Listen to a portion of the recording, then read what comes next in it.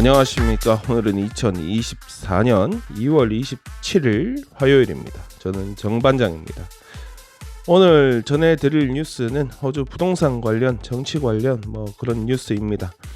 현 안소니 알바니지 호주 수상이 되기 전인 지난 총선 당시 공약한 것들 중 하나가 집을 사려고 하는 첫주택 구매자들이 시장에 보다 손쉽게 들어갈 수 있도록 하는 헬프 투 바이 지원책이었습니다. 기존의 연방정부나 몇몇 주정부에서 실시 중인 비슷한 지원책이 있는데 이걸 좀 더 확대해서 요즘 집값 올라 집 사기 너무 힘들어하는 사람들을 좀 도와주자, 더 많이 도와주자, 이런 취지였습니다. 골자는 집값의 일부를 정부가 같이 내서 그 대신 집에 대한 소유권도 함께 가지는데 여튼 최대 40%까지 소유권을 가지는 그런 지원 정책이었습니다.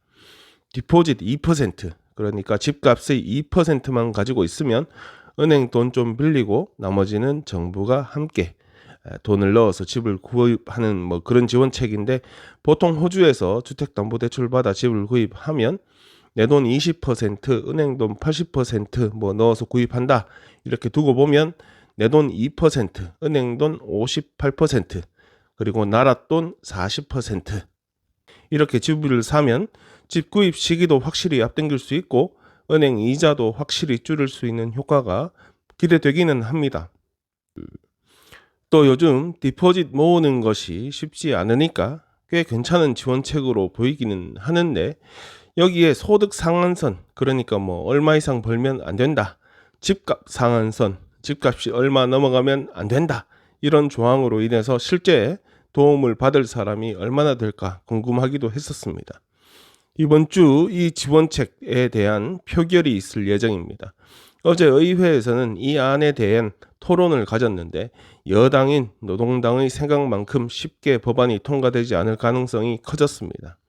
얼마 전에도 주택 공급 장기 계획의 하나로 노동당에서 미래주택기금 법안을 통과시키려 했는데 당시 녹색당이 막판에 땡깡 부리면서 의회 해산 이야기까지 나오고 난리가 났었는데, 이번에 녹색당이 다시 땡깡을 부리기 시작한 것입니다.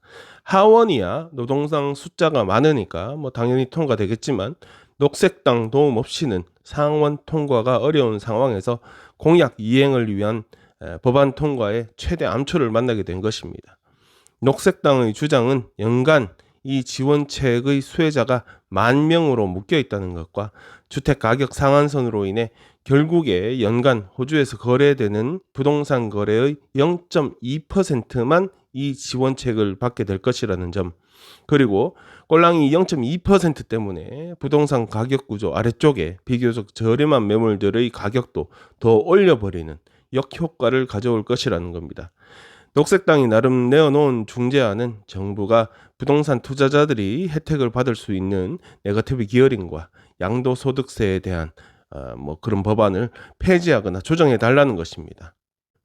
쉽게 말해서 부동산 투자로 인해 발생한 투자자의 손실을 보전해주는 네거티브 기어링 제도, 그리고 집을 팔았을 때 발생하는 시세 차익을 1년 이상 해당 주택 보유자에 대해 차익의 절반만 인정하여서 결국에는 세금을 깎아주는 기존 제도의 조정을 요구하는 것입니다. 그 외에도 주택 임대료 상한 제도 마련을 위한 기반 작업과 더 많은 공공주택 공급도 요구했습니다. 이미 법안에 반대 의사를 밝힌 보수연합은 대부분의 집값이 이미 자격 요건을 위한 주택 가격을 넘어선 상황에서 그닥 효과가 있는 방안이 아니라는 입장입니다. 그러니까 처음부터 다시 법안을 설계해야 한다, 이런 말입니다. 더군다나 소득 제한선을 넘어가는 소득을 벌어들이면 그때는 정부가 넣어둔 돈을 바로 뱉어내야 하는데 이게 과연 도와주는 거 맞긴 맞냐라는 입장이기도 합니다. 돈을 벌라는 거야 말라는 거야. 여당 입장에서는 어쨌든지 녹색당을 설득하여 가지고 표를 받아와야 하는데 이번엔 과연 어떤 당근을 던져주고 표를 얻어올지 지켜봐야겠습니다. 네, 여기까지입니다. 오늘도 즐거운 하루 되십시오.